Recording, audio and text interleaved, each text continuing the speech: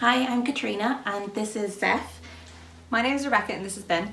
I had our second baby, Bobby, 2 weeks ago in the Rotunda Hospital. I'm 35 weeks pregnant and I'm attending the Rotunda Hospital. Like many other women, I was terrified of giving birth in the middle of a pandemic. I remember the night beforehand feeling quite worried, very anxious and I suppose vulnerable. We're having a section where we're going to be more at risk.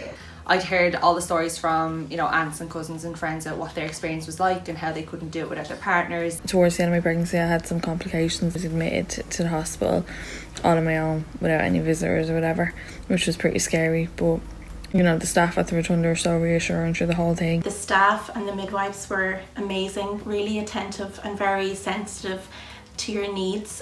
They helped me keep calm and get me through the labour by giving me the best back massages. My husband Daniel, he was allowed to be there during the birth, thankfully, and after our son Ori was born, there was no real rush to get him out. Like, we were allowed to enjoy some time together as a family. When my partner did eventually get to come in, he was treated really well as well. He was offered a bed and the next morning he was offered tea and toast. You're also handed your meals round the clock and the food is really delicious as well. So that's an added bonus. From the surgeons to the midwives, everyone was checking in regularly, making sure we were okay, giving us the laugh when we were a bit down. Mothers also interacted more with each other and there was a real sense of camaraderie in the ward.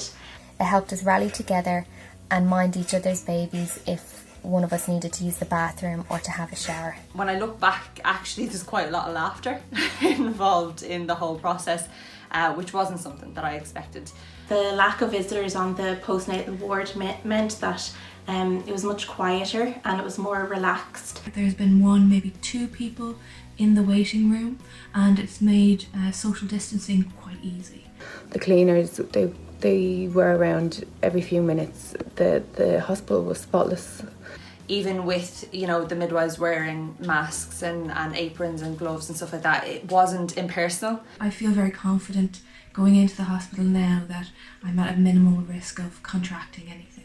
They also are happy to discharge you early if there's no complications and if the baby and mother are doing well. I was let go the next day and, the midwives came out to the house 3 times. Appointments with my consultant and the ultrasound technician and different people have been shorter than normal.